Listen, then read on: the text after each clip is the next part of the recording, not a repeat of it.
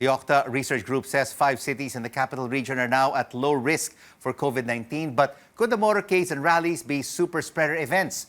Are we again opening up too fast, too soon? Let's bring in now OCTA Research Fellow Guido David. Guido, thank you so much for joining us. All day, we've been following motorcades and proclamation rallies of candidates. A lot of people physically close together, many of them barely observing health protocols, save for masks. Could these be super spreader events? It's definitely possible, Rico. I mean, we're not against campaigns, but I believe that minimum public health standards should be followed in these large gatherings because, as you mentioned, they could be super spreader events. Now, when we say they could be, there's a risk that there will be a super spreader event. It doesn't mean that it will necessarily happen, but there's a risk. So that's why they have to follow public health standards. And one thing I have to ask is, I mean, are people who are attending these rallies and gatherings, are they vaccinated? Because that would be an important question or a factor to consider, especially since we have a national vaccine rollout day. So I believe if a lot of people attending are not vaccinated, this should be a good time for them to get vaccinated as well.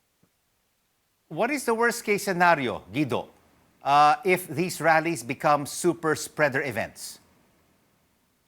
Well, I will have to be honest that we will probably not be seeing surges like what we saw in early January. And the reason is that we have attained some level of population immunity. That means a lot of people will have gained some immunity against the Omicron, but not everyone will have gained that immunity. So there will be some people who could get infected and who could get hospitalized if they're not vaccinated.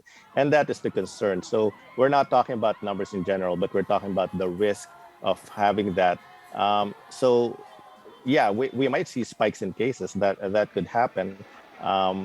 Possibly, like I said, not at the level of the surges we saw in January. Because but still, the surges that we saw, Guido, was more than 30,000 at its peak, which is a record high.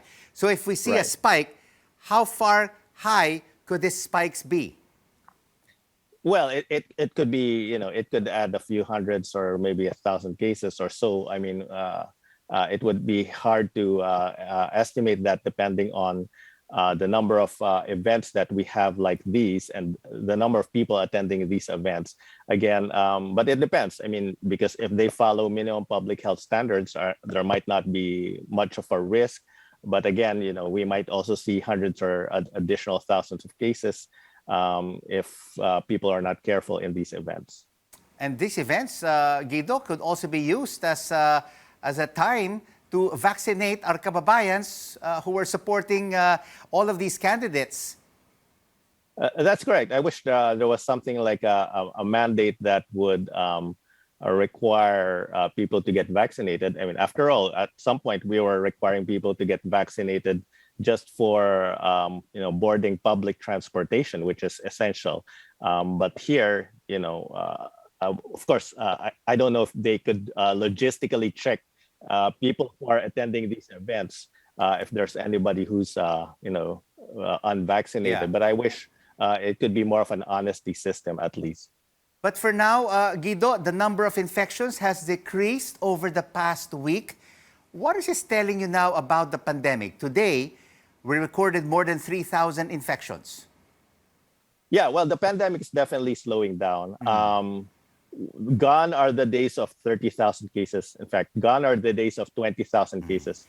In fact, gone are the days of 10,000 cases. So we won't be seeing 10,000 cases anymore unless, of course, something drastic happens.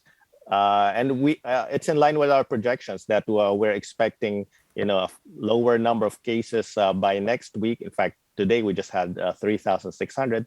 And by the end of the month, we could have about 1,000 cases nationally, as long as, of course, the trends are, we sustain the trends. That means we still have to do our part to make sure that the numbers go down. Because if we don't follow minimum public health standards in Europe and other countries, they see resurgence in cases if people don't wear face masks, for example. So, briefly, when is it time to do away with the masks?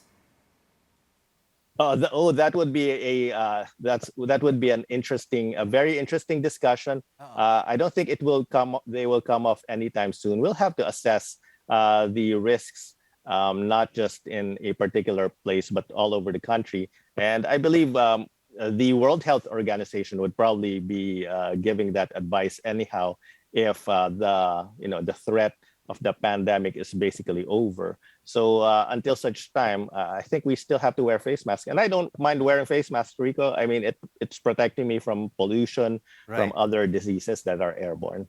Thank you so much for your insights and for joining us in the final word. Guido David from the OCTA Research Group.